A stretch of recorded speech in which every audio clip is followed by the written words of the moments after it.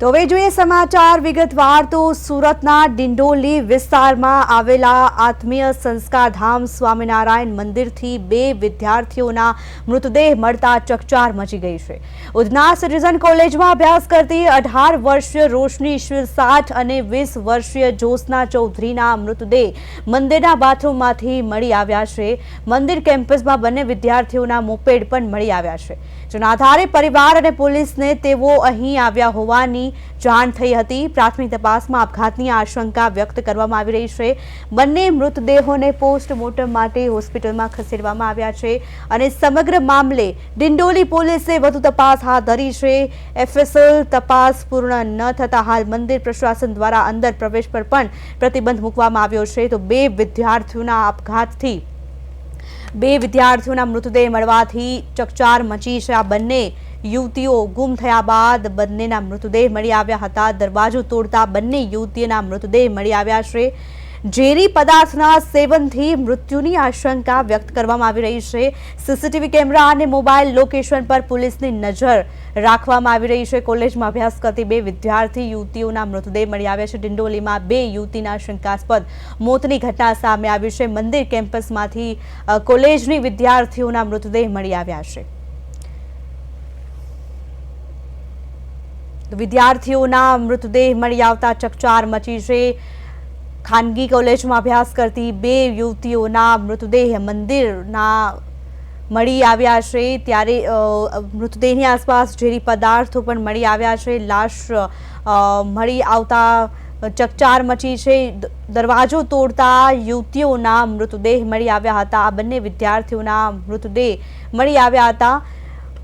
બંને યુવતીઓ ગુમ થયા બાદ મૃતદેહ મળી આવ્યા હતા। દરવાજો તોડતા મૃતદેહ મળ્યા। ઝેરી પદાર્થના સેવનથી મૃત્યુની આશંકા વ્યક્ત કરવામાં આવી રહી છે। સીસીટીવી કેમેરા અને મોબાઈલ લોકેશન પર પોલીસ નજર રાખી રહી છે। તો કોલેજમાં સાથે અભ્યાસ કરતી 2 યુવતીઓના મૃતદેહ મળી આવ્યા છે।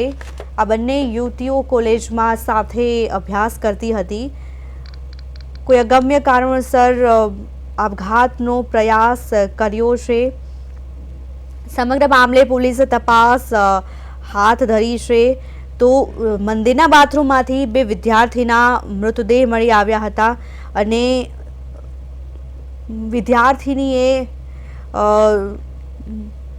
આસપાસ મૃતદેહના આસપાસ ઝેરી પદાર્થો પણ મળી આવ્યા હતા। 2 વિદ્યાર્થીની 18 વર્ષીય રોશની શરદ શિરસાઠ અને 20 વર્ષીય જ્યોત્સના અતુલ ચૌધરી જે સવારે કોલેજ જવા માટે નીકળી હતી, પરંતુ પરત ફરી ન હતી।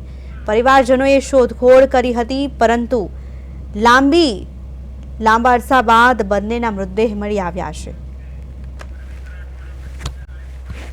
આ જ મામલે વધુ માહિતી માટે સુરતથી અમારા સંવાદદાતા અરવિંદ રાઠોડ લાઈવ જોડાઈ ગયા છે।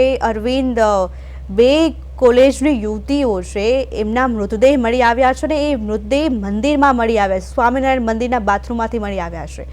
આ ઘટનાને લઈને શું વધુ વિગતો સામે આવી છે?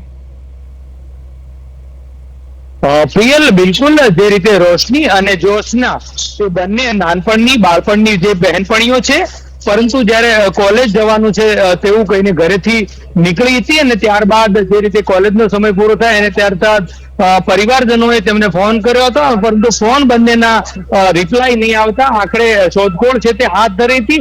અને જે રીતે દ્રશ્યો જોઈ શકાય છે કે આ પ્રમાણેના દ્રશ્યો અત્યારે હાલ બંનેના જે મૃતદેહ મંદિરના પરિસરમાંથી મળ્યા હતા અને ત્યારબાદ અહીં પીએમ ખાતે હોસ્પિટલમાં ખસેડ્યા છે। એટલે ફોરેન્સિક પોસ્ટમોર્ટમની પ્રક્રિયા છે તે ચાલી રહી છે, પરંતુ મહત્વની વાત છે કે જે રીતે બંને બાળપણની છે તે કયા કારણોસર ત્યાં ગઈ હતી અને કેવી રીતે તેમના મોત નીપજ્યા, કારણ કે તેમણે પણ સર્ચ પણ કર્યું આત્મહત્યા કેવી રીતે કરી શકાય।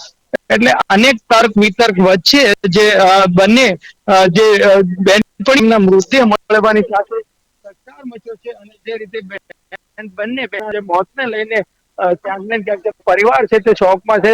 અત્યારે અહીંના જે પરિવારજનોના સંબંધ છે તેમની સાથે જાણીશું શું કેવું છે। શું કહેશો જે રીતે બંને દીકરીઓના મોત નીપજ્યા છે? બહુ દુઃખદ ઘટના છે।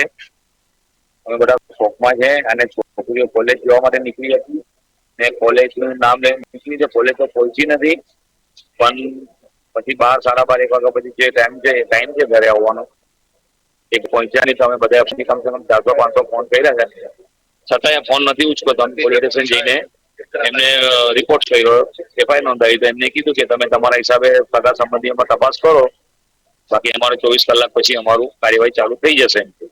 ઠીક છે, કઈ વાંધો નહીં. હવે મિસિંગ નહીં હતી, આવો બનાવ બને અમને પણ નહીં ખબર, નહીં કોઈને ખબર નહીં.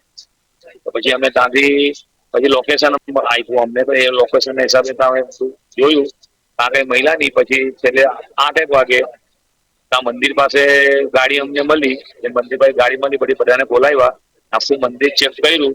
મંદિર ચેક કરવામાં અમને કમસે કમ 3.5 કલાક થઈ ગયા. એ થઈ ગયા પછી અમને એક લાઈટ ત્યાં ચાલુ થઈ ગઈ, તો અમે ત્યાં જઈને જોયું તો અંદરથી લોક હતું, ચાવી મળી નહીં. પ્રશાસનને કીધું કે ચાવી લાવ્યા, પણ કઈ લાગી નહીં. તો અમે તોડીને પછી અંદર જોયું તો બેઉ નીચે પડેલી હતી. તો એ લોકોને પડેલી હાલતમાં જોઈને અમે ગભરાઈ ગયા ને ફટાફટ એ લોકોને પૂછીને પ્રાઇવેટ હોસ્પિટલમાં અમે હોસ્પિટલ લાવ્યા. હવે પ્રાઇવેટ હોસ્પિટલ લાવ્યા તો એ લોકોએ ના પાડી દીધી કે અમારો કેસ નથી. ત્યાંથી અમે 108 કરીને સિવિલમાં લાવ્યા છે, ત્યાં ડેટ જાહેર કરી. શું લાગે છે તમારે એમના પપ્પા સાથે વાત થઈ છે? કોઈ દીકરી ટેન્શનમાં હોય કે ના, એવું કોઈ ટેન્શન નહીં હતું. રેગ્યુલર જ હતું, રોજે રોજનું જેમ જ હતું. રોજ સવારે જતી કોલેજ હિસાબે જ કાલે પણ ગયેલી, કે રાતના કે બપોરે સવારે એવું કઈ નથી. હોળીનો માહોલ હતો, બધા રમીને બધું એ કરીને ગયેલા હતા. એમાં કઈ હતું જ નહીં. ઘરમાં કોઈ એવું કઈ વાતાવરણ જ નહીં હતું. બિલકુલ પ્રિયલ, તો અલબત્ત જે રીતે પરિવારજનો સંબંધીઓ જણાવી રહ્યા છે કે આ ઘટનામાં બંને દીકરીઓનું મોત કયા કારણે છે ચોક્કસ જાણવું જરૂરી છે, અને પોલીસે પણ તપાસ આરંભી દીધી છે. પરંતુ જેના પરિસરમાં સીસીટીવીમાં જોઈ શકાય છે કે તેઓ જતી વખતે બંને જે છે બાળપણની બહેનપણીઓ તે નજરે પડે છે, પરંતુ જે રીતે અંદર તેની મૃતદેહ છે બંનેના બાથરૂમમાં, અને ત્યાં સીસીટીવી ન હોઈ શકે એ સ્વાભાવિક છે.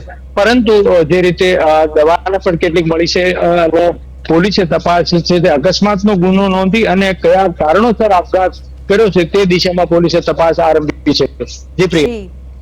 જી અરવિંદ, સમગ્ર માહિતી બદલ આપનો આભાર. ડિંડોલીમાં રહેતી કોલેજની 2 વિદ્યાર્થીઓના મૃતદેહ મળી આવ્યા છે. સ્વામિનારાયણ મંદિર કેમ્પસમાં આ બંને વિદ્યાર્થીના મૃતદેહ મળી આવ્યા છે. એક 18 વર્ષીય અને એક 20 વર્ષીય બંને યુવતીઓ જે સાથે કોલેજમાં હતી, એ કોલેજ જવા નીકળી હતી